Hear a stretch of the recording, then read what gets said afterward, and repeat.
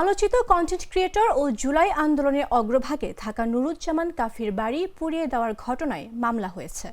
বুধবার দিন গত রাত 11:30টার দিকে কাফি নিজে বাদী হয়ে অজ্ঞাতনামা ব্যক্তিদের নামে মামলাটি করেন।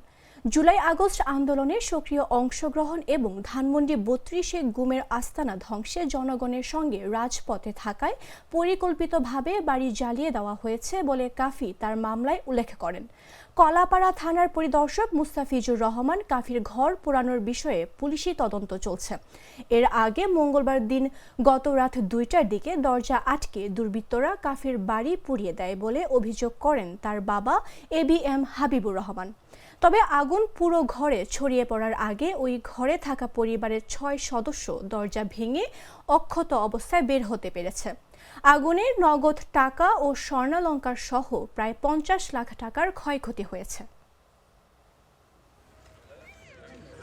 ইউনো মহোদয় আপনাদের বিস্তারিত বলেছেন, সেই ধারাবাহিকতা আমি বলতে চাই যে ঘটনায় ঘটাক না কেন আমরা ক্লু বের করবো। আমাদের ডেভিল হান্ট চলমান আছে।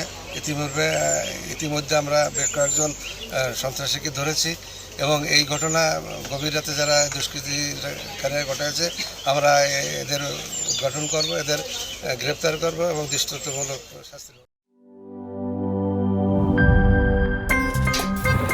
আমার একটা স্মার্ট সিদ্ধান্তে 25% গ্যাসের খরচ কমেছে। ভাবছেন কিভাবে? সাধারণ গ্যাস স্টোভ বদলে আমি এনেছি আরএফএল গ্যাস স্টোভ। এর সাইন্টিফিক নজল ও ব্রাস বার্নার ক্যাপ সমানভাবে তাপ ছড়িয়ে রান্না করে দ্রুত, তাই গ্যাসও বাঁচায় 25%, টাকাও বাঁচে 25%। আরএফএল গ্যাস স্টোভ নিরাপদ ও গ্যাস সাশ্রয়ী।